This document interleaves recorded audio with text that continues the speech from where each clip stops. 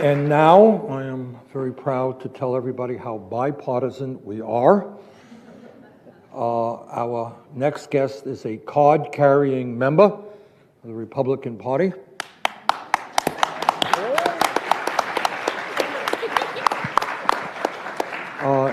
And he is Mayor Dale Ross of Georgetown, Texas, a community of some 70,000 residents. And Mayor Ross has rightfully achieved a great deal of national attention because he successfully, in his municipally owned utility, electric utility, transitioned his city to 100% renewable energy sources.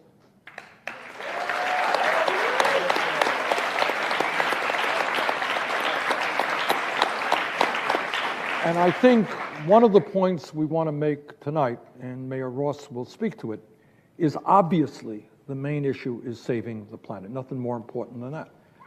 But we are also talking about the ability to create millions of jobs.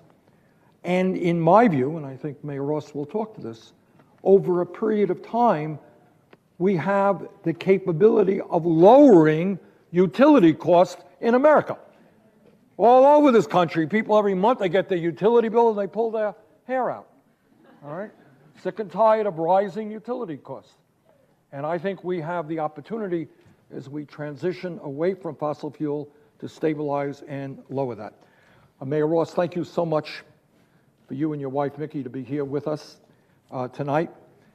So let me ask you this question. Your city, as I understand it, now has 100% renewable energy sources. That's right? true. And I would imagine that having moved away from fossil fuel, the electric bills in your community are soaring, and everyone is beating down the halls of City Hall in order to get you to go back to fossil fuels. Am I right? You are absolutely wrong. Oh, okay. Glad to hear that. No, the critics, I would hope that that's the case, but that's not what we did. We made our decision based on the facts. We went based on where the facts would be, and so what we wanted to do is achieve two things. One, we wanted to eliminate volatility in the short-term markets. Two, we wanted to have a electricity source that we could mitigate regulatory and governmental risk. And so when you have wind and solar, which are renewables and it's clean energy, there's not a whole lot that the federal government can screw up for you or the state government because there's not a whole lot to regulate. And what we were able to do is we were able to sign contracts for 20 and 25 years that our kilowatt per hour price does not increase over the terms of the 20 and 25-year contract. So if you assume normal inflation at 1.5% to 2%, what are we going to be looking at in 10 years? I think our rates will be considerably lower than those in surrounding communities. All right. So listen up, America. You may believe in climate change, you may not. But what this Republican mayor is telling you is if you want affordable electric bills, think hard about moving to sustainable energy.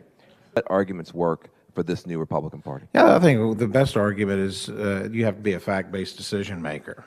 And so I trust the scientists in their field that can land a Mars rover 300 million miles from here versus somebody that really doesn't have any education or expertise in climate change. Now,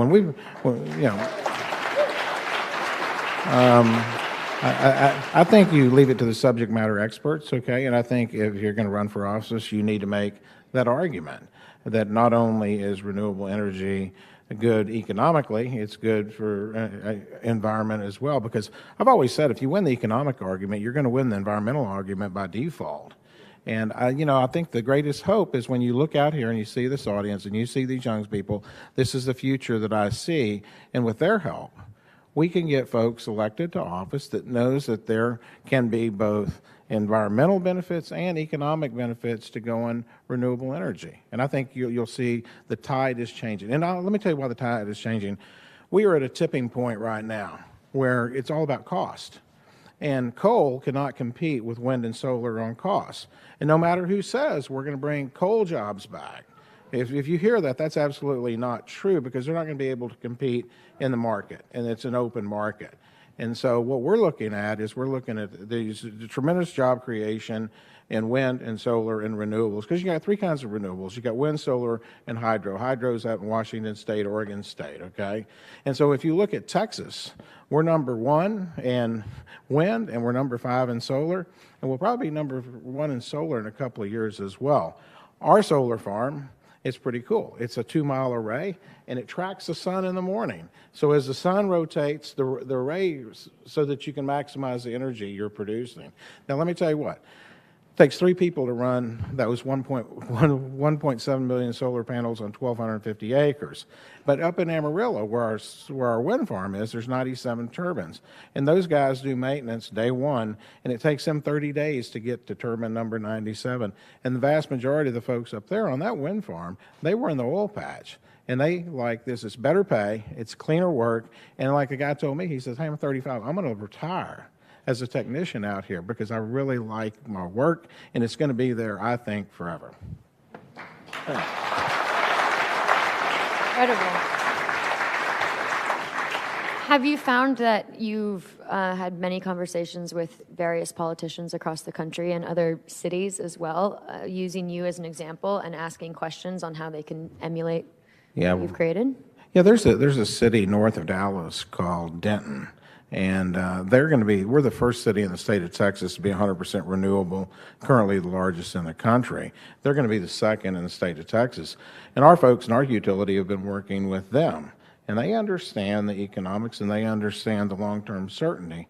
And they're going to go down that path just like we have. And I will say this, and Van and I were out in Hollywood. Yeah, I'm in Hollywood. Yeah. I've been in 4 movies last year, okay? Gore, Redford, Ross, you hear all that. And so, Shailene, now you got some competition here. You didn't know that. I'm just saying. But we were out there, and we gave a presentation, and I get back to Georgetown, and this is where there's green and green energy on the economic development side. I get a phone call from a billionaire who saw our presentation, and he says, I need to meet with you because he believes in rewarding cities that have really good environmental policies, and he's authorized me to spend up to $50 million in your city. And so I'm not going to name his name because we're currently figuring out a way to spend his $50 million. If we get in a bind, we're going to ask my wife, Mickey, how to spend $50 million, and we will have that figured out in, 2 weeks, I'm guessing. And so not only is it the right thing to do, it's economically the right thing to do, and it's the future because, you get into the moral and ethical discussion right now, and don't we have an obligation to leave the planet better for our kids and grandkids and great-grandkids? And we have the ability to do that. You just have to have bold visionary leaders who you elect to make that happen with y'all's help.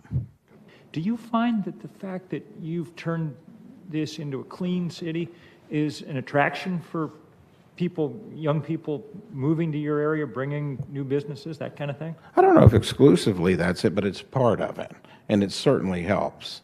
But most of the folks, they're looking for, good schools, safe city, and we offer that. I mean, we've been in the last 4 years, we're second, first, fourth, and now 6th fastest growing city in the United States for cities between 50 and 100,000.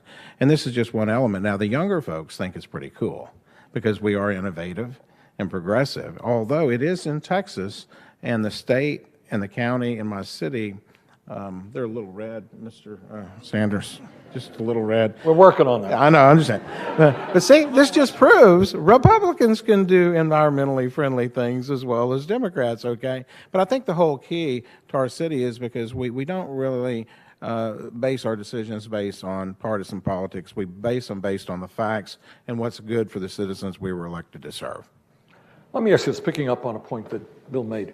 If I'm a business person looking for a place to relocate, and I talk to the mayor, then you tell me my electric bills are not going to go up for the next 20 years. It sounds to me like that's pretty good inducement for me to come to your community. Yeah? Absolutely, especially if you happen to be if you are a data center, because typically the way the incentives work in cities is you can abate sales tax or real estate taxes. We have the third component, which is we can negotiate a downward price if you add a data center and you're going to be using an enormous amount of electricity, because this is a huge benefit to owning your own utility company. I mean, what we do is we transfer $4 to $5 million, sort of like a de facto excise tax. Over the last 10 years, we've transferred over $45 million from the enterprise fund to the general fund. The general fund pays for police, fire, libraries, roads, parks, rec, that kind of stuff. Let me ask you this political question, if you like. How do the people in the community feel about the fact that you're 100% sustainable and you're going to be flatlining your electric rates for the next 20 years? Yeah, initially it was a little bit of a challenge because we had to do a lot of explaining. I gave a lot of speeches. Our public relations department was out in the community and on our website. Initially there was a little resistance, but it's too good to be true, right? So it was too good to be true, though there are those doubting Thomases out there. And I just said, well, let's just take a look at it for a year, and you tell me if your utility bill goes up or not. And then let's take a look at it in the second year and tell me if and so through education and through giving a bunch of speeches, not only me but other folks in this city, people have supported it. And now that we've got not only national attention but international attention all across the globe, people take a sense of pride in it. You know, we still have that little segment that's not really happy about it because, you know, this is some kind of partisan, liberal, democratic, left-wing conspiracy policy of some sort. I don't know what the conspiracy is, but we're doing it for the wrong reasons, okay? But you didn't tell the people what city was the first in America. Oh, you know what? You forgot to tell them. Oh, let me tell you what. There is this senator, okay, whose last name happens to be Sanders. He's in my speeches because I always play trivia with the audience. Okay, who was the first city in the United States to be 100% renewable? And then I'll say, well, they were from Burlington, Vermont. And then I'm going, okay, who was the mayor at that time?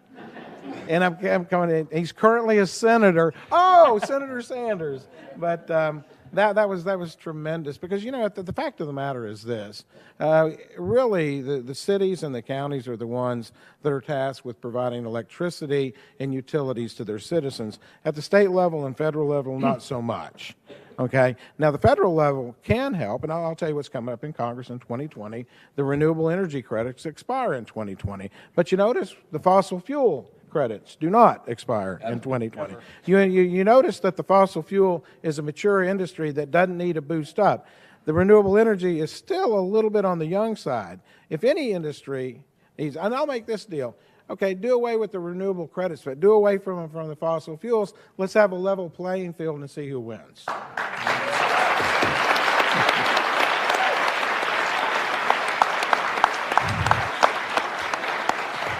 Is there a spiritual dimension to this?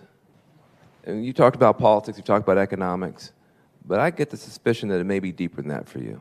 And I just wonder if you'd speak to that. I think it is. I mean, I think we have a duty and obligation to leave the world better than we found it, okay? And I think if you look in the Bible, there's all kinds of points made about being a servant and having a servant's heart. And if I can just change the world just this much before, hopefully, I go northbound, then I think it will be a life well lived. And I think that's what we can expect. I hopefully, when I'm dead and gone, the poets will write poems, and the songsters people in Georgetown will be singing songs and odes about me when I'm gone, or maybe just put a little statue somewhere. But in all seriousness, it's all about leaving something better than you found it. And I think we're on the path in Georgetown to making that happen. All right. Mayor Dale Ross, thank you so much. Thank you, sir. Appreciate it.